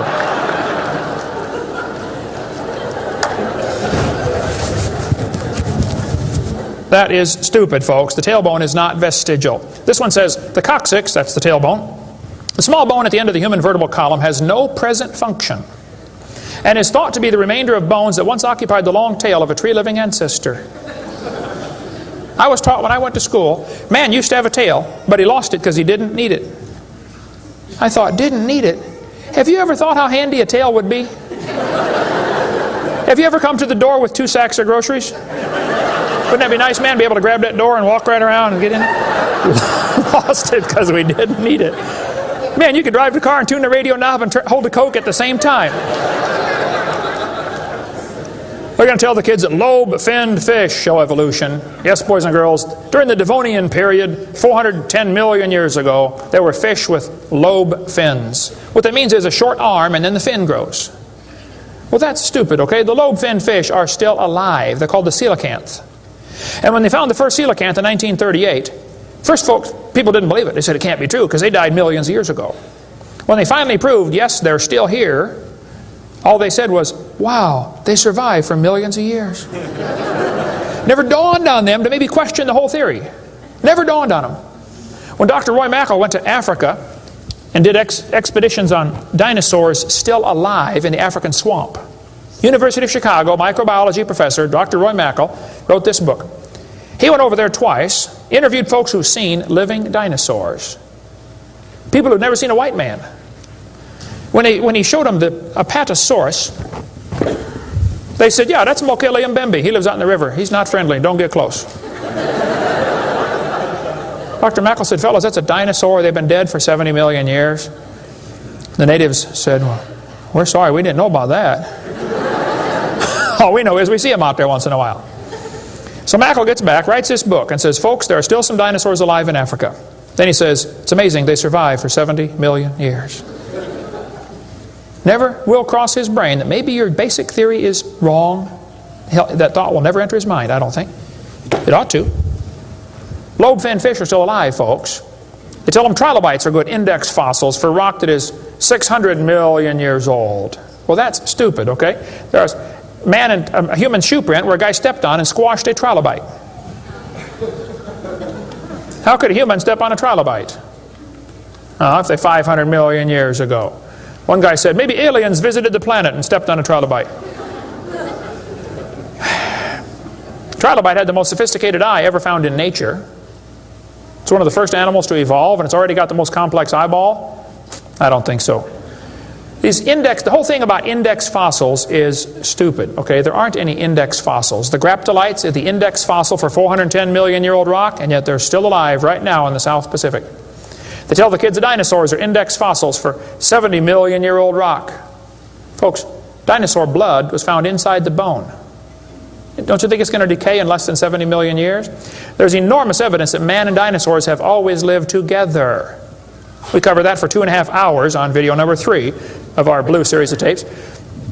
Gene Thomas, missionary friend of mine, was in the Congo swamp for 42 years as a missionary. He said, I had 2 pygmies in my church that killed and ate one. Yes, dinosaurs are still alive. California, 1925, this thing washed up on the beach called California's Nessie. Laid there on the beach and rotted away. Here's a guy behind it with a rifle. In the front you can see the critter's head, neck going off to the right. The neck was 20 feet long. One atheist wrote me a letter and said, Hovind, you're so stupid. Don't you know that was a whale? Show me any neck on a whale, would you please? No, I think dinosaurs have always lived with man. They were called dragons for most of history. People killed most of them. There could be a few still around. It wouldn't affect me at all, okay? I don't think there's a lot of them, but there could be a few still out there. They changed the name in 1841 to dinosaur. That's all that happened. And man exterminated most of them. They're mentioned in the Bible. We cover all that video number 3. They're going to tell the kids, we've got evidence for evolution. It works by natural selection. Well, yeah, natural selection works, but see, evolution is based on 2 faulty assumptions. Number 1, they say mutations make something new. That's never been observed. And natural selection makes it survive. That's never been observed. That sounds good theoretically, but it's never been observed. Mutations happen, there's no question. Okay, thousands and thousands of mutations happen. But even guys like Pierre Gross will say, no matter how numerous they may be, mutations do not produce any kind of evolution. They're only scrambling existing information. They're not adding anything new. Here's a 5-legged bull. That's a mutant. There's no new information added. Doesn't the bull already have the gene code to make a leg? You just built one in the wrong place, that's all. This is not new information. This is scrambled information. That's not new. Here's a short-legged sheep. He's the first one the wolf is going to catch. Go, boys, go. Here comes the wolf. Herman didn't make it. Here's a 2-headed turtle. That's a mutant. Not ninja, but he's mutant. He's going to freeze first winter. Nobody makes a double-neck turtleneck sweater. I've never seen one. I've been looking. See, a mutation is scrambling information that already exists. It's like you can take the letters from the word Christmas and get all sorts of different words, scrambling them up. But you never get Xerox, zebra, or queen. The letters aren't available. And a mutation does not give you new information. It scrambles existing information. This textbook shows the kids a 4-wing fly. Look what it says now, kids. You've got to be careful or you'll be tricked on this one. Normal fruit flies have 2 wings. This mutant has 4. This rare mutation, like most mutations, is harmful. Look what it says. Beneficial mutations are the raw material for natural selection. Oh, why didn't they show us one? Why did they show us an example of a bad mutation and tell us that good ones is how it works? Show me a good one. You know why nobody's ever shown a good mutation? Because nobody's ever seen a good mutation. One professor I was debating said, I know a good mutation. He said, people in Africa that get sickle cell anemia cannot get malaria. Wow, that's like saying if you cut off your legs, you can't get athlete's foot. Yeah, you're probably right, but that's not a beneficial mutation. They tell them evolution and natural selection go together. He says, this textbook says natural selection causes evolution. That's stupid, okay? Natural selection doesn't cause any evolution. Natural selection is a conservative process that keeps the species strong. That's all it does. That's all it can do. It has no creative properties. Natural selection, nature can only select what there is to select from. If I said, I'm going to go around the world, I'm going to try to raise a race of people that are over 12 feet tall. So everybody under 12 feet tall, we're going to kill them. Year after year, we kill everybody under 12 feet tall. Well, there's nobody to select from, is there? Natural selection can only select what there is to select from. It's a conservative process. If you worked in a factory that produced cars, and your job was to check for defects, you know, kick the tires, slam the doors, etc., drive it around, and you caught every single mistake, and you rejected it, how long would it take that process to change the car to an airplane? You say it'll never change it. That's my point. Natural selection is like a quality control. It makes sure the bad ones don't survive, but it's not going to change it to something else. Survival of the fittest does not explain arrival of the fittest. And by the way, survival of the fittest is what is called a tautology. Kids, there's a big word. You can learn this. You can use this one on your brother. A tautology is a sentence that means nothing. You can say, oh, you're speaking in tautologies. I'll show you how it works. You say, Professor, why did it survive? I say, oh, because it's the fittest. You know, survival of the fittest. Oh, how do you know it's the fittest? Because it survived. I see. Is that the way it works? That's exactly the way it works. That's stupid, folks, okay? Actually, it's not survival of the fittest. If a whale goes through a school of fish and eats 80% of them, it's survival of the luckiest. I mean, if a snake crawls into a bird's nest and eats 3 out of 4 eggs, does the snake select the weakest of the birds to eat? There's still an egg, man. He's going to eat them all. Okay? Then they do the thing with the fruit flies for the kids. They'll say, boys and girls, we raised flies in the laboratory, and we nuked them and microwaved them and x-rayed them, and we got these flies to have mutated babies. We got flies with curled wings. They fly around, bzz, bzz, bzz, bzz, couldn't go anywhere. They got flies with no wings. What do you call that? A crawl? Can't fly. They raised all these mutated flies in the laboratory and said, you know what, folks? Every fly we got was worse off than Grandpa Fly. Yeah, so? So they tell the kids, you see, this proves that flies have evolved as far as they can go. No, this proves you're messing up with perfectly good flies, okay? God made them right and you're messing them up. Now leave them alone, all right? This guy says, we've got proof for evolution because flies in the north have wings 4% larger than flies in the south. That's proof we all came from a rock. That's stupid, I'm sorry. Then they tell the kids, boys and girls, today you're going to learn to think critically. Watch this sentence here carefully. Some kids doing this for homework tonight. Boys and girls, do you think humans are still evolving? Now what kind of question is that? That's one of those questions like, have you stopped beating your wife yet? Well, if I say yes, I'm admitting I did. If I say no, I'm still doing it. Wow. All right. Go back and look at the original question. Do you think humans are still evolving? Doesn't that question assume that evolution has happened? What if a kid doesn't believe in evolution? How is he supposed to do his homework tonight? That question does not teach him how to think critically. That teaches him what to think, not how to think. That's a Soviet-style indoctrination type question, and the textbooks are full of them. They're not learning how to think. And when the kid gets done with this course, he's going to think he knows how to think. But he doesn't. He knows how to be told what to think. Brainwashing at taxpayer expense. Quite a few lies in the textbooks covered in this one. We got a lot more in video number 4. Adolf Hitler said, "You let me control the textbooks, I'll control the state." What is in these books anyway? There's a lot of good science in there, but there's some poison. Professor Wilson at Harvard University said, "As were many persons from Alabama, I was a born-again Christian. When I was 15, I entered the Southern Baptist Church with great fervor and interest in the fundamentalist religion. I left at 17 when I got to the University of Alabama and heard about evolution theory. 1 year of college destroyed his faith." Philip Wentworth said, "When I went to Harvard in the fall of 24, I was not only a Christian, I was a candidate for the ministry. Then for 4 years I underwent a process of mental readjustment which shook my little world to its foundations. Through it all, one thing was clear to me. If I could reconcile religion with intelligence, I knew that I could go on into my chosen career fortified by the experience. If I could not, every consideration of honor would compel me to make other plans. In the end, I gave up the ministry." Scott wrote me a letter and said, "Dr. Hovind, until I went to college, my faith in God was sound. My college history class helped destroy that faith. I started to doubt the Bible and God's Word. I even started to doubt Jesus was truly God's Son and that He died and rose for my sins. My best friend showed me your tapes and I was in awe of what I saw. Everything I thought I knew about life was changed." Praise God. People will sit home and watch a video that you will never get to come to church. Especially men. If they're sitting at home holding the remote. There's this feeling of power that surges through their body. How many know what I'm talking about? Now come on, be honest, okay? Right? That's why we purposely leave my videotapes uncopyrighted. Copy them and give them to your friends, man. Get them saved. All right? 75% of the kids from Christian homes that go to public schools are going to lose their faith after 1 year of college. 75%.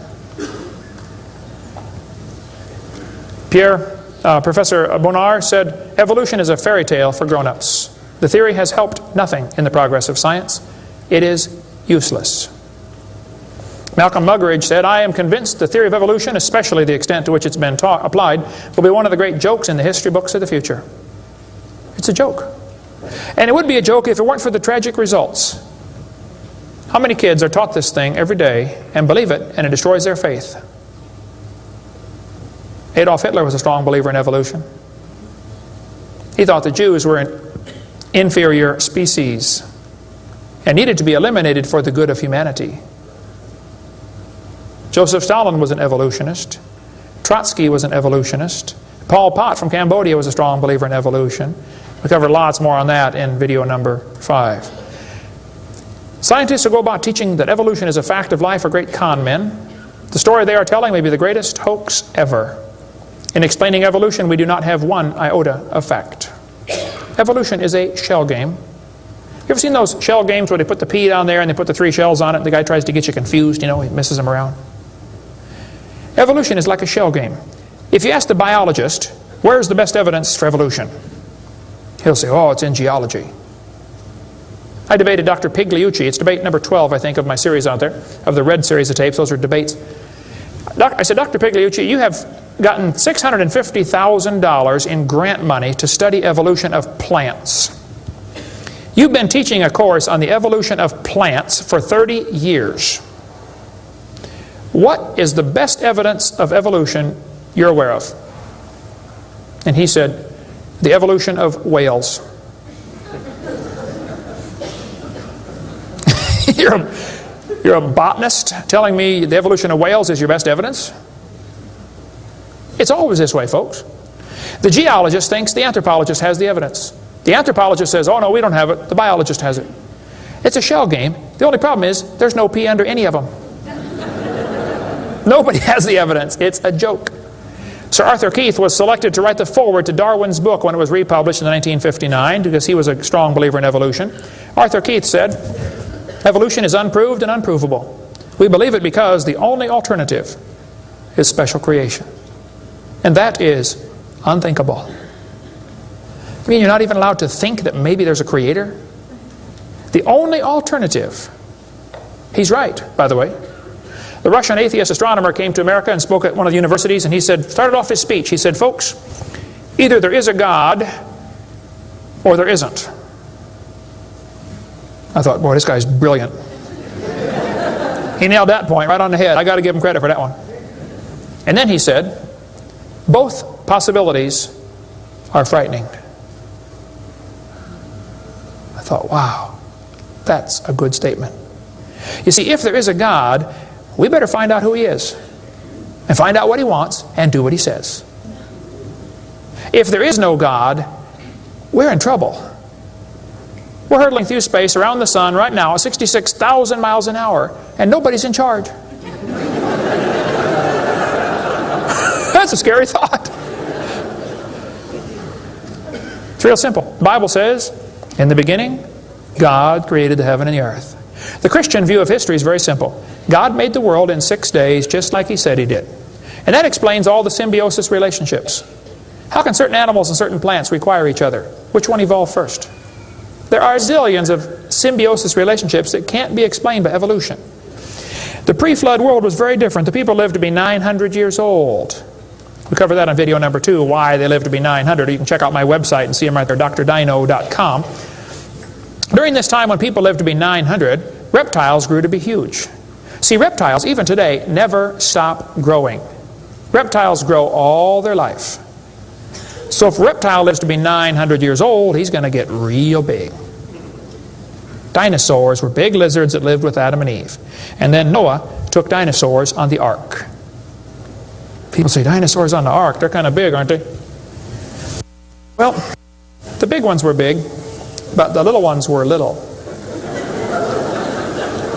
And Noah was 600 years old when he built that boat. I bet he was smart enough to figure out, you don't have to bring the biggest ones you can find. Bring 2 babies. Just be sure to get a pink one and a blue one. That'll be important later.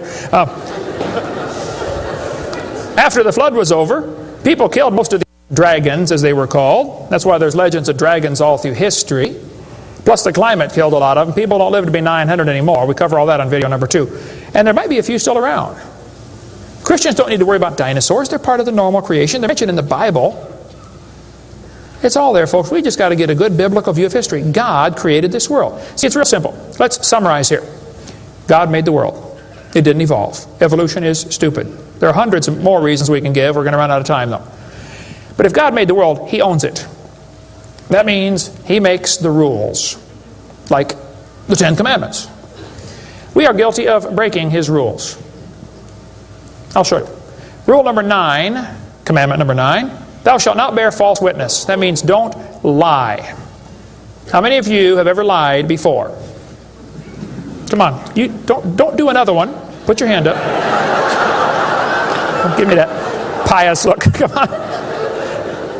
Number 8, don't steal. How many ever stole something? You already told me you're a liar. Now come on. You don't have to read very far to realize we're guilty, which means we're going to be punished. Or find a substitute. See, I can't substitute for your sins because I got a whole bunch of my own. But Jesus Christ is not only willing, He's able. He wants to take your place. He wants to pay for your sins. It's real simple. February 9th, 1969. My friend said, Kent, you're a sinner. I said, well, you can say that again. He said, you deserve to go to hell. But Jesus died for you. He wants you to save you. He wants to save you. If you'll ask Him, He'll save you right now. And I bowed my head and said, Lord, I'm a sinner and I deserve to go to hell, but would you please forgive me and save me? And I've got God's promise I'm going to heaven. Hey, if you died today, where would you go? You ought to think about it because you will be dead for a long time. Doesn't matter how long you live, you're going to be dead longer than that. You know, George Washington died 200 years ago. And he's still dead. How much longer does he have to go? You're going to be dead for a long time. All you get in this life is a little bitty dash between two dates. Just a little and it's gone. What are you going to do with your dash? Let me give a suggestion to you. Give the whole thing to Jesus. Say, Lord, you may have it. The whole thing. One time a little boy saw Jesus preach and he had a little sack lunch. 5 biscuits and 2 fish sticks. I said, here, Jesus, you can have the whole thing. Jesus said, thank you, son. Everybody sit down, please. 5,000 men, plus women, plus children. We can assume probably 20,000 people. Jesus started breaking those fish sticks and bread up and making fish sandwiches and started passing out to the disciples. And everybody sat down on the grass and they passed them out and passed them out and passed them out and passed them out. When they got all done, everybody was stuffed. You want another fish sandwich? Oh, no, I can't. No, man, I'm stuffed. He said, okay, disciples, gather up all the fragments. They got 12 baskets full of fragments left. That little boy came home from the meeting. Mama said, hey, son, how'd you like your lunch? Oh, Mom, you won't believe it. Was it good? Oh, it was good, Mom. You have any left? Hey, disciples, come on in here, would you, please? See, he decided to give it all to Jesus. Now, he ended up getting fed himself. He's one of them 20,000 that got fed, you know. He could have kept it and got fed, or he could give it away and get fed. Worked the same either way. If you could learn to give your life away to Jesus, you will get a wonderful life. Plus, it'll bless lots of others. Some of you ought to quit worrying about knocking that dumb ball into the hole in the dirt and start worrying about who's going to heaven or hell. And you ought to quit worrying about getting a fancier car and a fancier house and start worrying about who's going to heaven or hell. Maybe God gave you that good job so you can give some money to missionaries. Not so you can build a bigger, fancier house. You know what we need in this country? We need a Christian Barney. How many kids in this town tomorrow are going to be taught evolution? On Discovery Channel, Nature Channel, National Geographic, textbooks, library books. How many? Thousands of them? And they're going to use dinosaurs, aren't they? Little 4-year-old kids get a book. Hey, boys and girls, dinosaurs lived millions of years ago. Isn't that what they say? Why don't one of you get yourself a purple costume? Get all the neighborhood kids together. Hey, boys and girls. We're going to sing now. God loves you, God loves me. He wants you in His family. If you'll ask Him now, He'll come into your heart, and of His family you'll be part. Shouldn't they learn that instead? Folks, somebody's got to reach these young kids. You ought to get some videos or something. My material's not copyrighted. You can use mine any way you want. Hey, what on earth are you doing, for heaven's sake? What are you doing for the Lord? I saw this tombstone the other day at a cemetery. Wayne Strickland, atheist. Hasn't died yet. He said, I'm a busy man, don't have time for this. I'm sorry, Wayne. You're going to have lots of time here coming up soon. Claims to be an atheist. Interesting. The Bible says the fool has said in his heart there is no God. Did you know God doesn't believe in atheists? Think about that one. Where would you go if you died? Now, if you're not sure you're going to heaven, you ought to give your heart to the Lord and get saved. If you are saved, you ought to find something to do for the Lord. If you want to get any of my video materials, they're not copyrighted. You can get a 15-hour seminar on creation, which lots of material on stuff, on creation, evolution, dinosaurs. Get some of the debates or the red tapes or the miscellaneous topical series. We want to strengthen your faith in the Word of God. If you're here tonight and you're not saved, if you're watching this video and you're not saved, give me a call. I'll be glad to help you meet the Lord. Our website is drdino.com. Phone number in Pensacola, Florida, 850-479-DINO. We like dinosaurs around there. If you come through Pensacola, stop and visit Dinosaur Adventureland. If you get a chance to go on the cruise, we'd love to have you come on the cruise, and we'll talk more about dinosaurs and creation and evolution. Thank you so much for joining us tonight.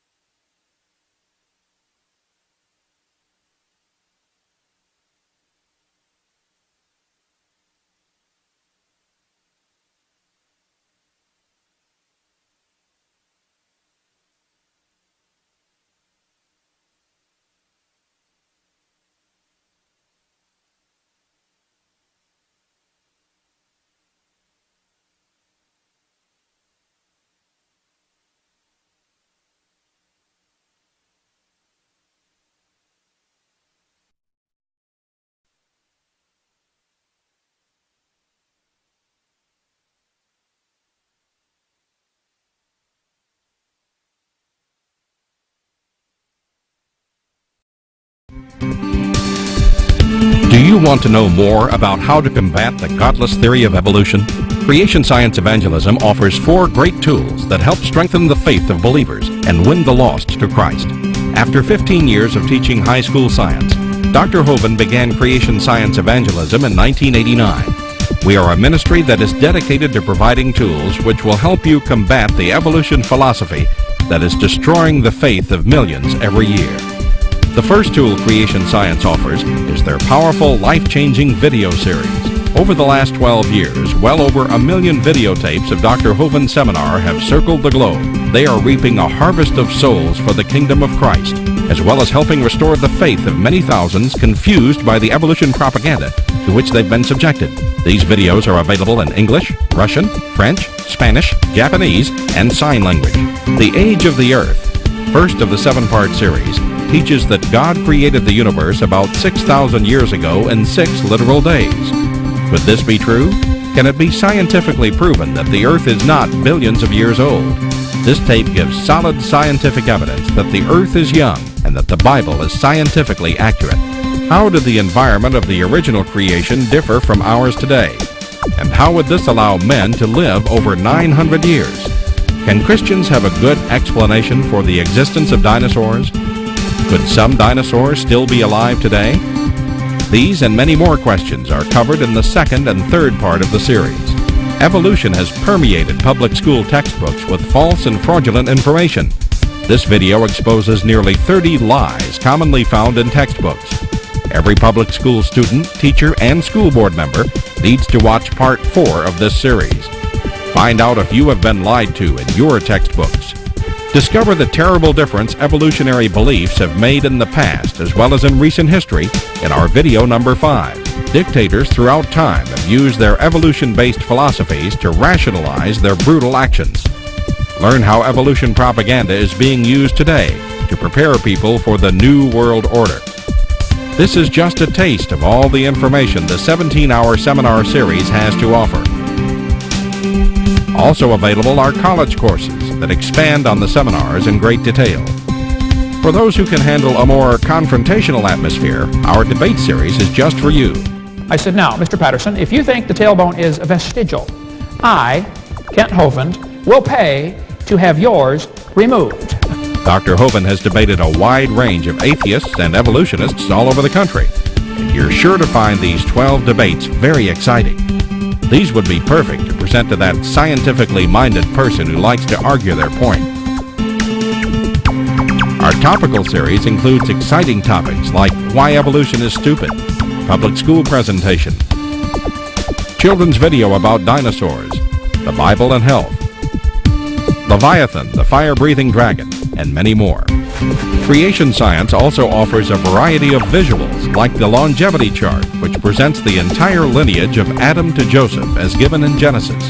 It's exciting to see exactly how many generations were alive at the same time. Hundreds of books on a variety of subjects, videos on incredible creatures that defy evolution, t-shirts, fossils, and more. Make Creation Science Evangelism the one-stop shopping center for your creation material needs. Our 2 websites, www.drdino.com and www.dinosauradventureland.com, provide our second tool for evangelism. drdino.com is packed with lots of information, from charts and graphs to articles and frequently asked questions. This is also where you will find more information on all of the products CSE has to offer. Dinosauradventureland.com is great for the kids. They can play lots of fun games and see unusual rides and activities located at Dinosaur Adventureland in Pensacola, Florida. Thousands visit our sites regularly to gain insight into God's creation. The third tool available to you is the live seminars conducted by Dr. Hovind and his son Eric. Since 1989, Dr. Hovind has held seminars and debates in hundreds of churches, schools, and universities in 49 states and 30 foreign countries. His fast-paced, illustrated seminars cover diverse topics, such as evidence for a young Earth, how long Adam lived, dinosaurs living with man, where races came from, radiometric dating, and much more. Our fourth tool is the new, exciting Dinosaur Adventureland. Many thousands have come from all across America to visit our museum, creation bookstore, science center, and theme park. where God gets the glory for science. Our unusual swings, rides, and activities each have a science lesson as well as a spiritual lesson. Captivate everyone from age 4 to 94.